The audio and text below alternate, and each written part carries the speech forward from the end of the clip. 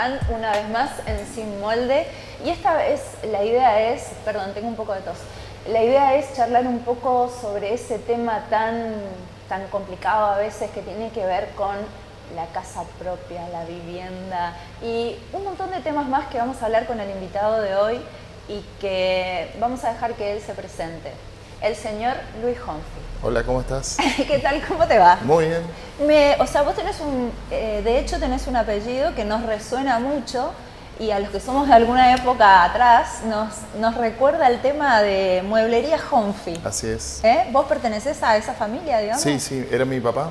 Ah, era tu papá. Sí, lo que pasa es que como yo soy el más chico, Ajá. mucha gente por ahí no me te familiariza. Claro, sos el malcriado. Exactamente. El más chico.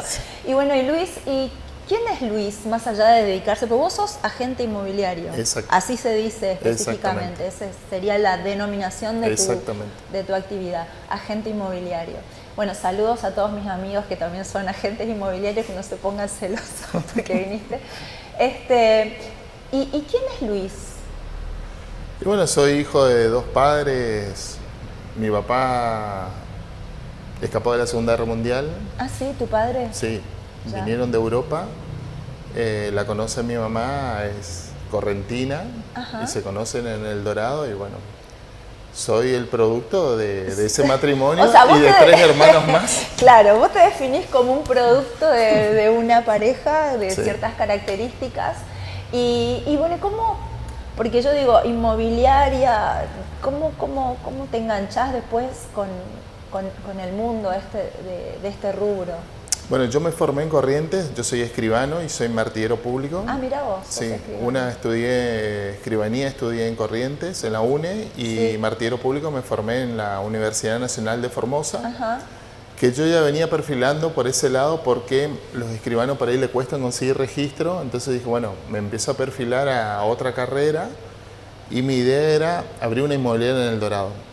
Siempre fue eso. Exactamente, entonces cuando me termino de formar en el 2006, vengo al Dorado y ahí abro la inmobiliaria. Claro, o sea, vos decías, sí, porque el tema de la matrícula en el tema de los escribanos es complicado. No sé si sigue siendo lo mismo. No, sigue siendo lo mismo, es por cupo de número de habitantes. Claro, es por cupo de número de habitantes y lo veías por ese lado complicado. Entonces te inclinaste más que nada por el lado de la inmobiliaria. ¿Y qué es lo que te resulta atractivo? Porque a veces uno dice, una de las cosas que me decía mi mamá siempre, primero el techo, hija, el techo, la casa.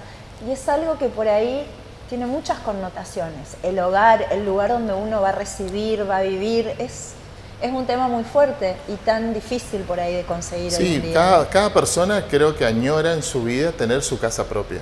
Ajá. Eso es un anhelo que tiene que cualquier persona y más cuando se casa, se junta, se forma un hogar, añoran tener su casa propia. Claro, tener su espacio, su lugar. ¿Y cómo ves hoy en día el tema de tener la casa propia? ¿Está complicado? Sí, está muy complicado. Está muy complicado. Muy complicado. Siempre estuvo complicado. Siempre comprar un terreno o una casa siempre fue una situación difícil, pero ahora resulta casi imposible.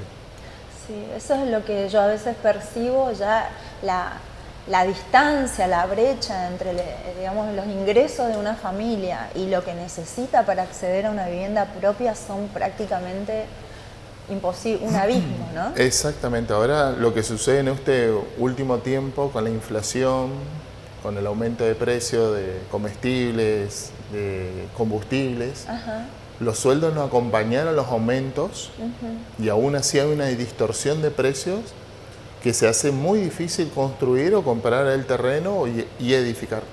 Claro. Entonces en eso, bueno, nosotros estamos viendo como inmobiliaria a ver qué ofrecemos al mercado, una opción económica que la gente pueda invertir y con el futuro pueda hacer su casa. Claro, ¿y cuál vendría a ser la función de un agente inmobiliario para la persona que por ahí necesita consultar o desconoce? Mira, nuestra función es, cuando vos traes un terreno a la venta o una casa, nosotros somos peritos tasadores, manejamos un número del valor de la construcción. Perito tasador.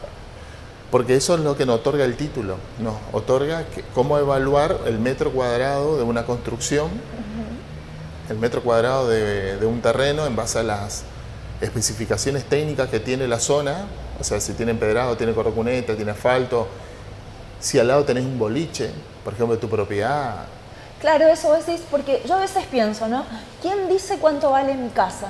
¿Y qué cosas se ponen en valor para darle un precio o me tira el precio abajo? Por ejemplo, ¿qué diferencia hay entre el valor de una casa de acuerdo al barrio o de acuerdo a las condiciones de la casa en sí? ¿Eso me puedes Sí, mira, ubicar nosotros un poquito? lo que maneja el valor de mercado es la oferta y la demanda. Claro. O sea, y nosotros nos basamos en 2 o 3 ventas medianamente en las manzanas que esté a tu casa a la venta y se saca un múltiplo común denominador del valor de mercado de esa zona. Hay bastante difícil, múltiple Sí. común denominador del valor de esa zona. Ajá. Y también tenemos que ver las especificaciones técnicas de tu casa. Por ejemplo, capaz tu casa tiene 40 años. Claro. Cada 10 años se deprecia la propiedad un 10%. Cada 10 años Un pierde valor, para hablarlo en palabras más sencillas, un 10%. Exactamente. Entonces, ¿qué sucede? Tu casa vale 40% menos de una casa nueva. Ajá. ¿Por qué? Porque tiene caño de barro, porque tiene todos los cables sulfatados, porque ya empieza a aparecer manchas de humedad, de rajadura en la pared. Qué sé yo, antes los caños de cloaca no es como hoy de PVC, es de Claro. caño de barro Claro. cocinado y bueno, se hacía. Entonces hay que hacerle entender a las personas que la propiedad no es nueva. Claro. Tiene un valor, por ahí tiene un valor sentimental, que eso lo evalúan los integrantes de la casa, pero nosotros le decimos, mire, su casa vale esto, en base a las especificaciones del barrio, de que transita. Como yo te decía, a veces puede ser que tu casa sea hermosa, Sí, pero al lado tenés un boliche.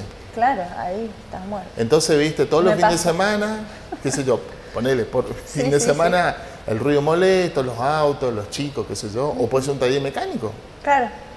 qué Sí. sé yo, o un aserradero, no sé, por decirte algo. Entonces eso cae el valor de tu propiedad y se torna más engorroso venderlo también.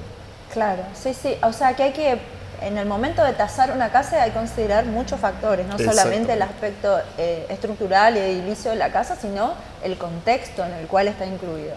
¿Y qué pasa si de repente una casa tiene, porque viste que a veces una casa va adquiriendo valor por el lugar donde está ubicado? De repente era un lugar que antes no cotizaba y de repente el lugar se volvió wow y tu casa subió de valor. No, por eso, o sea, las propiedades cambian, puede ser que el valor edilicio haya bajado un poco, pero creció la zona Ajá. donde está radicada la casa y ha crecido su valor, por supuesto, eso tiene otro valor, que por eso tenemos que evaluar todo.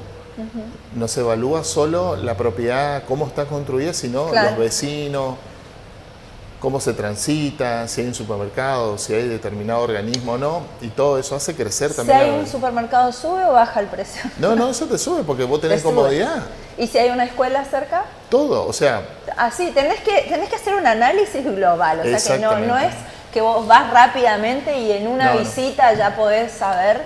Y esa cotización, esa tasación, mejor dicho, ¿se cobra? sí cobramos porque es un trabajo y yo siempre le digo a las personas, le digo, le conviene pagar una tasación no solo conmigo, con cualquier colega, Ajá. porque por ahí los propietarios erran el precio, tienen un valor de mercado estimativo que no es el real y lo único que logra es espantar a los clientes o por ahí están perdiendo plata. Claro, claro, o por ¿Qué sé ahí yo? cotizando más o menos. Esto muchas veces sucede cuando son 3 o 4 herederos y Hay igual problemas. hay un problema económico y necesitan vender y bueno, acuden a un perito tasador para decir, bueno, ¿cuánto vale mi casa?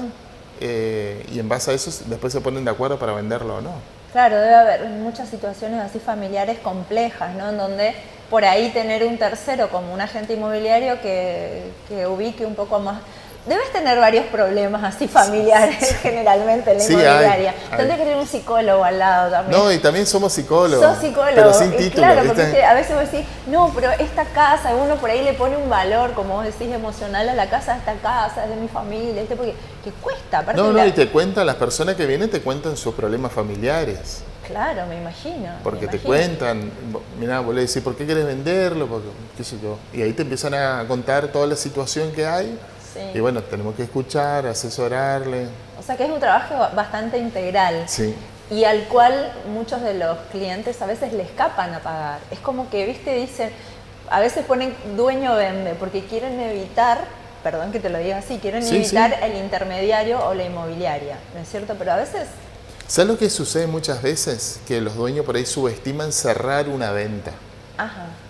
Cuando es una venta muy grande, hay mucho dinero y la gente se pone nerviosa porque le pueden estafar con dinero falso. Sí. O por ahí le entregan un bien, que se yo, un auto que no está en correctas condiciones, los papeles. Claro. Entonces le termina saliendo más caro con la estafa. Claro. Porque, o sea, vos te ocupás de todo eso. O sea, nosotros nos ocupamos de cerrar la venta, de contar el dinero, de verificar todas las cuestiones que parece menor, que parece algo sencillo, pero vos te das cuenta cuando el dueño que vende se pone muy nervioso cuando ve el dinero. Ah, mira. Se nublan. Ajá. Porque ¿viste? Claro, ¿y ahora qué hago? Le envuelve, ¿viste? Sí. ¿Me entendés? Y después está el tema de seguridad, después la gente se entera que vendió, entonces nosotros en eso guardamos secreto. O sea, si tienen que guardar, digamos, reserva con respecto a las operaciones. Exactamente, si lo va a depositar en el banco o no. O sea, si sos un chusma, así que contás, vendí la casa de fulano, no podés ser agente inmobiliario. No. Secreto, absoluto. Exactamente. ¿Y qué te iba a decir? ¿Ha cambiado mucho el valor de la propiedad y de la tierra en Misiones con respecto a la época de nuestros padres? Sí, muchísimo. Muchísimo. ¿Cómo fue? Mira, yo me acuerdo en el 92, 93, mi hermano había comprado un terreno en el 10, cerca del Samic, y pagó 6.000 pesos, que eran $6.000. Claro. Sí. Y era un terreno de 900 metros cuadrados, que si bien ahora le quedaba 50 metros el asfalto y tiene empedrado, pero eso vos por más que vos lo lleves a precio real hoy, no conseguís nada, ni al dólar blue. Mirá vos. Hubo un salto del mercado inmobiliario a nivel mundial de los valores de las propiedades. Yo siempre le digo a todos, viste que uno conoce gente que fabrica autos o fabrica muebles, como era mi papá. Ajá, sí. Pero nadie fabrica tierra. Y no. Entonces vos una vez que lo vendés, perdiste y hay un problema grave a nivel mundial de habitación, del tema de la tierra. O sea, el problema de la tierra va a ser creciente, cada vez va a ser más difícil acceder a la tierra y cada vez más caro con el transcurso del tiempo. Claro, porque somos cada vez más habitantes y hay menos espacio para todos. De hecho, en Europa la mayoría de la gente alquila, no es propietaria, digamos, las nuevas generaciones. Es muy difícil conseguir. No, o sacan una hipoteca a los padres que pagan 30 años, 40 años y después siguen los hijos. O sea, tener una propiedad privada en Europa es imposible. Y lo mismo sucede con China y Japón. Claro. Bueno, estamos hablando de sociedades también muy pobladas, pero lo mismo se está replicando acá. Lo mismo va a venir para lo que es Latinoamérica, y las propiedades van aumentando. Vos ves, uno se empieza a familiarizar con los valores de las propiedades y hasta te sorprende. Sí. Entonces a veces uno tendría que, por lo que vos decís, de la manera que fuera, tratar de mantener ciertas propiedades, de no despojarse de todo. Eso es un poquito lo que estoy percibiendo. O invirtiendo en algunas propiedades de algunos loteos que son de la periferia, como modo ahorro. Decir, bueno, lo estoy pagando, en 4 o 5 años lo termino de pagar, que es un barrio capaz no voy a ir a vivir por ahora. Claro. Y después lo revendés a un valor mucho más alto. Claro. Y después con ese dinero puedes hacer otra cosa. Sí, se vio mucho que, sobre todo en la pandemia o antes de la pandemia, la gente construía, a pesar de toda la situación, la gente que por ahí tenía algún dinero guardado lo invertía en bienes inmuebles. Sí, nosotros lo que fue la pandemia, que esos 40 días no trabajamos, que nos agarró todo así desprevenido, tuvimos un caos en el sentido de que teníamos que administrar alquileres, por ejemplo, y teníamos que rendir a personas que eran adultos mayores. Un lío. No podíamos pasar de la rotonda del 6 a rendir el dinero, y esas personas necesitaban del dinero para vivir. Ah, claro que estaba cortado. La verdad es que estaba cortado, exactamente. Qué entonces, locura, ¿no? No teníamos forma de hacerle llegar el dinero, entonces teníamos que ingeniarnos. Aparece esto, el Mercado Pago, aparecen otros medios, ahí se fortalecen, digamos, se establece el Mercado Pago y todas esas formas de... Y bueno, no teníamos que amañar, bueno, te paso, cobro, te busco, te llevo, ¿viste? O sea, claro. Sí, habíamos que amañarnos y después que transcurre la pandemia, que se libera con actividades restringidas y todo, tuvimos un fuerte boom inmobiliario, nosotros por lo menos lo que fue nuestro rubro, que le vendimos muchas propiedades a gente de Buenos Aires. Ah, mira. ¿Y ese fenómeno por qué? Y ese fenómeno se dio porque nosotros, mal que mal, estábamos encerrados en nuestra casa con patio. Claro, sí. Vos caminabas, qué sé yo, buscó una naranja, ¿viste? Pero ellos estaban encerrados en su departamento. Claro. De que estar todo el día afuera, encerrados. Entonces te decían, no, yo quiero comprar algo verde, quiero irme allá, yo compro allá, me hace, yo me muero, me pasa esto. Claro. Y vendíamos, parecía una panadería. ¿En serio? Sí, fue un tiempo. Después se cortó. Claro, porque hay gente que entró en una especie de pánico, de ataque de locura, que dijo, bueno, esto se va a prolongar, esta pandemia, y me voy a otro lugar a vivir. Y tenía un dinero, y bueno, por ahí tenía algún familiar, entonces venía, compraban y compraban. Ajá. Y decía, bueno, en algún momento yo voy, ¿viste? ¿Me entendés? Pero claro, estaban encerrados en un departamento que no podían salir. Claro, sí, ¿no? Una locura. Lo que vivimos realmente con la pandemia fue algo casi de ciencia ficción. Y los valores, por ejemplo, con respecto a otras localidades, con respecto a otros lugares en El Dorado, por ejemplo, una casa en El Dorado no se equipara con comprar una casa en Buenos Aires, por ejemplo. No. El tema rubro inmobiliario, uno tiene que conocer al dedillo los valores de su zona. Ajá. Y que son dinámicos también. Entonces. Son dinámicos y cambian. Por ejemplo, a mí me pasa que me traen una propiedad en Monte Carlo o de Irigoyen. Le digo, mira, buscate una inmobiliaria que sea de esa zona. Porque si yo te voy a mentir el valor porque desconozco cuál es el valor de esa zona. Claro. O a lo mejor la persona te dice, mira, yo quiero vender esto, pero lo quiero vender a tanto. Ya la persona viene y te pone el valor. ¿Qué haces ahí? Bueno, nosotros le explicamos, y mira, nosotros igual vamos a hacer una tasación, si coincide o no, y por ahí hay un abismo lo que él pide. Ajá. O sea, necesariamente vos le proponés una tasación por más que la persona ya venga con un precio en su cabeza. Porque viene un precio y vos le decís, ¿y de dónde sacaste este precio? Claro. Entonces te dice, de lo que quiero ganar. A la vuelta hay un mecánico me dijo que ese es el precio. Claro, bueno, sí. ¿Entendés? Entonces no tiene un sustento. Sí. Y vos mirás y son propiedades que no se venden. Por ejemplo, hay veces que vos pasás por El Dorado y ves propiedades que... Con carteles eternamente. Que están hace 5 años, 7 años, no se venden. ¿Por qué? Porque están mal tasadas. No es el valor de mercado. Ah, correcto. Está sobrevaluada la propiedad. Claro, después vos preguntás, te dicen, no, somos 4 herederos. Claro, quieren dividir, no alcanza. No alcanza. Si bajan el precio, exactamente, no me gusta este dinero, yo quiero esto. Claro. Bueno, pero... La realidad no, exactamente, no, y ahí queda durante muchos años esa propiedad y no se logra vender. Claro. Sí, tal cual. Yo veo que es muy dinámico y tenés que estar ahí todo el tiempo viendo, pero yo digo... Vos decís, sí, hay que tener en cuenta un montón de factores, el barrio, pero ¿quién pone el valor, el módulo, digamos? ¿De dónde sale ese valor por metro cuadrado, ese valor? Es que primero nosotros nos basamos en el metro cuadrado de la construcción. ¿Cuánto sale construir? En Misiones, en base a Posadas, que maneja el metro cuadrado de todo Misiones. Ajá. Entonces nosotros tomamos el metro cuadrado hoy. Claro. O sea, estamos siempre en constante comunicación con los constructores referentes de la zona. Claro. Y después nosotros también tenemos un precio de venta referido a la zona donde vos vas a vender la casa. Sí. O por ahí nos consultamos entre colegas. ¿Alguien vendió una casa en tal zona? Sí, yo vendí. ¿Cuál fue el metro cuadrado? Te dice tanto el precio. Sí. ¿Y cómo era la casa? Decías, vos ya sabés. Entonces vos ya sabés, tenés un valor, tenés un valor de orientación que digamos una referencia. ¿Y se pasan datos entre los agentes inmobiliarios o hay ciertos recelos? No, ahora tenemos un grupo que lo constituimos y nos pasamos información, por ahí algunos claveles.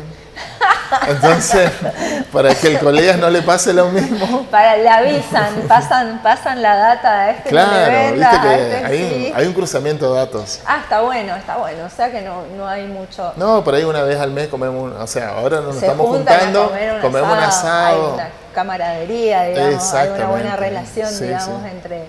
Sí, porque yo digo, realmente a veces es angustiante, ¿no? Porque yo considero que por ahí en la época que venían, inclusive mis abuelos cuando vinieron, que hicieron sus casas y la tierra era, lo que sobraba era tierra acá. Yo me imagino que los valores a través del tiempo habrán cambiado muchísimo. No era lo mismo cuando venían acá a Misiones, los primeros inmigrantes a hacer sus casas, tuvieron, como me parece a mí, a pesar de las adversidades, más posibilidades de construir su propia vivienda.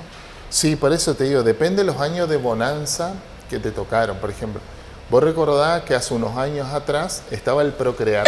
Ajá. Mucha gente aprovechó esa bonanza económica del país que había, se otorgaron créditos blandos y mucha gente pudo edificar su casa, comprar su terreno, hacer la casa, que yo lo vendí también, y tiene su casa propia. Pero hoy no hay ese acceso al crédito blando, ni por el Estado ni por el banco, y las personas tampoco tienen un dinero para decir, bueno, con este dinero dispongo para hacer mi casa. Claro. Entonces ahora está estancado, pero hubo una época que vos buscabas un albañil y no encontrabas porque estaban construyendo todo parado. ¿Me entendés? Sí. No, y aparte ahora es exorbitante cómo van cambiando los precios de semana a semana de los materiales de construcción, por ejemplo, ¿no? Bueno, eso está en base a dólar. Y sí, por eso te digo. El cemento, el hierro cotizan en bolsa, entonces si el dólar oficial se mueve los precios. Que vos no sabés con qué te vas a encontrar la semana siguiente. Te conviene ir comprando y almacenando para poder llegar a construir. Sí, es muy interesante todo el tema Y en este momento, ¿considerás que hay demasiadas inmobiliarias con respecto a la plaza o todavía el sol sale para todos, digamos? No, el sol sale para todos y si bien que hay cada vez más colegas, el sol sale para todos y la mayoría tiene por ahí su cliente y está la experiencia, entonces como todo, o sea, y eso también te ayuda a vos a que estés preocupado para perfeccionar, para no dormirte y bueno, y seguir innovando y seguir invirtiendo y seguir haciendo otras cosas y bueno, y así vamos trabajando. Claro, ¿y vos qué haces para...? Lo que pasa es que por ahí el agente inmobiliario también tiene los datos de las cosas. ¿Hay agentes inmobiliarios que invierten también en bienes inmobiliarios? Sí, bueno, yo me dedico a eso, yo compro tierra y fracciono. ¿Y haces loteos? Hago loteos propios, que tengo propios varios y después tengo de terceros. Eso nos dedicamos. ¿Y hoy en día hay alguna facilidad o algo para poder comprar un lote, una tierra, algo? ¿Cómo se hace? ¿Cómo se hace si uno quiere comprar, si uno es un empleado público o un docente o lo que sea? ¿Cómo hace para comprar su casa? Por eso es lo que te decía, hoy con la crisis que estamos, muchos loteos han dejado de financiarse porque las personas te dicen, mira, si yo financio, esa cuota la puedo no cobrarla o no me alcanza. Claro. Entonces yo le digo a los futuros compradores, le digo que compren loteos de la periferia. Qué sé yo, por ahí capaz vos querés un loteo en el 9 o en el 10. No tengo en el 4. Claro. Comprá, dejá pasar unos años y lo revendés esa propiedad a un valor mucho más alto y después capaz con otro de dinero que vos tuviste, te venís al 8, te venís al 11, te venís al 10, o sea, usás de trampolín para acceder a otra cosa. Exactamente, y lo estás ahorrando y estás invirtiendo, está tu valor ahí, crece el barrio, qué sé yo, o por ahí te gustó la zona y te vas a hacer tu casa allá, qué sé yo, cosas de la vida. Y en general, el tema, por ejemplo, otro tema, alquilar, los inquilinos, es todo un tema ese, porque todo el mundo dice, no quiero alquilar, o todo el mundo dice, es toda una temática el tema de los inquilinos, tratar con los inquilinos. Y bueno, para eso estamos, o sea, eso es lo que yo le digo con la inmobiliaria. Nosotros tenemos experiencia. En el trato con la gente. En el trato y uno ya ve si le va a cobrar o no le va a cobrar. Vos ya te das cuenta. Eso es uno, y otro, como te digo, estamos en el grupo de las inmobiliarias y dice, ¿uno le conoce a fulano? Claro, sí. Y bueno, ahí sale el veraz. Ahí sale el veraz, qué jodido, ¿no? Porque y bueno,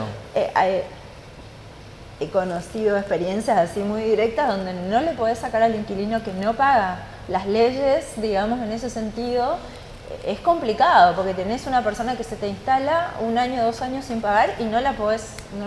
Claro, por eso es lo que yo le digo, nosotros tenemos experiencia en la confección del contrato. Yo soy escribano, sé confeccionar un contrato, yo ya llevo confeccionado la escribanía para certificar la firma. Claro, es dos cosas en una. Exacto. Y sabemos qué requisitos pedirle, si es un garante, dos garantes. Pero hay gente excelente que no necesita garante, pero son los menos. Ajá. Y hay otros que como no lo conoces, tenés que pedirle un garante, dos garantes. Y uno se pone del lado del inquilino, capaz es un excelente inquilino, pero Claro. está pagando el pato de otros que se fueron antes. Sí, sí, Entonces uno termina siendo precavido y le dice, bueno, ¿sabes qué? Te voy a pedir esto. Ay, qué mucho, yo quería trato con dueño. Bueno, el dueño ya le pasó también unos sinsabores. Claro. Entonces sí, nos sí. busca a nosotros y Y ustedes le resuelven. le O tratan de resolvemos. resolver. O le damos alguna una facilidad de pago, ingresa, pero Y bueno. le hacemos comprender también al inquilino lo que sucede. Claro. Bueno, y con este concepto vamos a ir cerrando el primer bloque, que fue aprendí mucho, es muy interesante porque no es tan simple el tema de la vivienda, ni tenerla, ni conservarla, Exacto. ni pensar en tenerla. Pero bueno, hasta acá llegamos en este primer bloque y nos vemos en el siguiente.